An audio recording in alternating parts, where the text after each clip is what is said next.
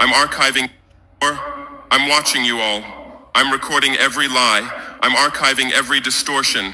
I am Ibrahim Traore, and today I'm pulling off your masks. Yes, you heard correctly. I, whom you call a young military junta leader, whom you brand as a dangerous radical, whom you serve up as an anti-Western dictator, am now telling you the truth. And this time you cannot turn off your microphones. This time you cannot turn away your cameras. This time your editors cannot cut this speech. Because the world you monopolize no longer exists. Because millions will hear these words now, without passing through your filters, without being subjected to your distortions, without being muddied by your lies. I am 34 years old. Every day of my life, I grew up with your lies. As a child, I would watch Africa on television. Always the same images. Children with flies, dry lands, weapons, death. This is Africa, they told us. This is what Africa is. And we believed it. We were ashamed of ourselves. We were ashamed of our own lands, of our own people. But then I grew up. I read, I researched, I questioned, and I understood that the Africa you showed us wasn't real. The story you told us was a lie. The fate you imposed on us was a script you had written. For years, how have you portrayed Africa? How have you shown it? How have you sold it to your viewers? As if we were creatures who had no share of humanity, as if we were savages left outside of civilization, as if we were wretches waiting for you to save us. Every day, every hour, every minute, the same story plays on your screens.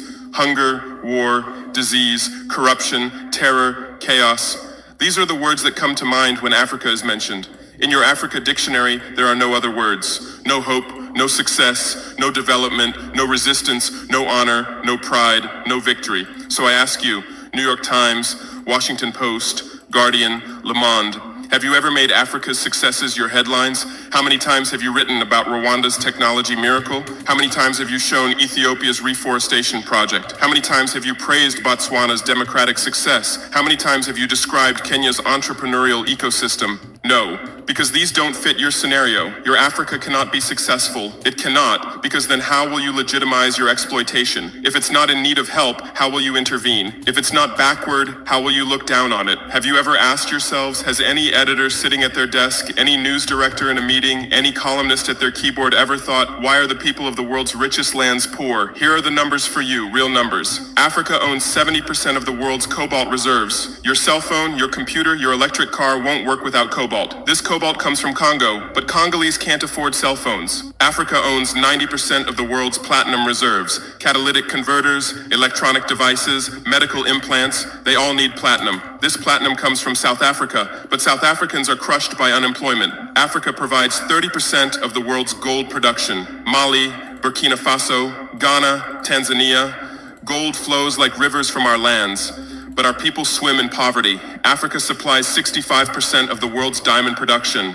Botswana, Angola, Congo, Sierra Leone, billions of dollars worth of diamonds are extracted, but our miners live on $1 a day. Africa owns 35% of the world's uranium reserves. Niger, Namibia, South Africa. Nuclear plants run on our uranium. Paris lights burn with our uranium. But our villages have no electricity. And you still ask, why is Africa poor? No, the right question is, how was Africa kept poor while being so rich? Here's your answer. Colonialism didn't end. It changed shape. You used to come and occupy our lands. Now you come and establish companies. You used to take by force. Now you make agreements. You used to rule with the whip. Now you rule with credit. Let me give you concrete examples. With numbers, names, dates, but you'll never write about these. Glencore, Swiss-based mining giant, extracting cobalt in Congo. 2022 revenue, $256 billion. A tax paid to Congo, $500 million. That's 0.2%. Is this justice? Rio Tinto, British-Australian mining giant, extracting bauxite in Guinea. 20 million tons annually. What's left for Guinea? Environmental pollution and cancer. Total Energies, French oil giant, extracting oil in Angola, Nigeria, Congo.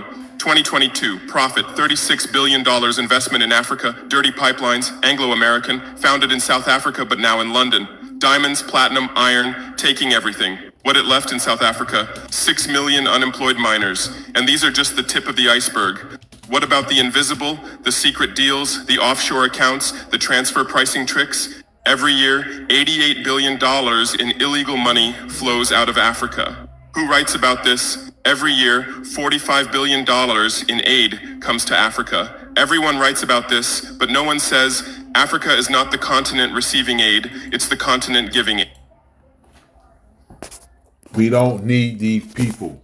Bottom line is we don't need them. And the sun is separating us.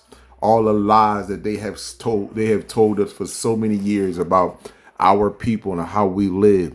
And first and foremost, they got help. It's not them. It's their creators.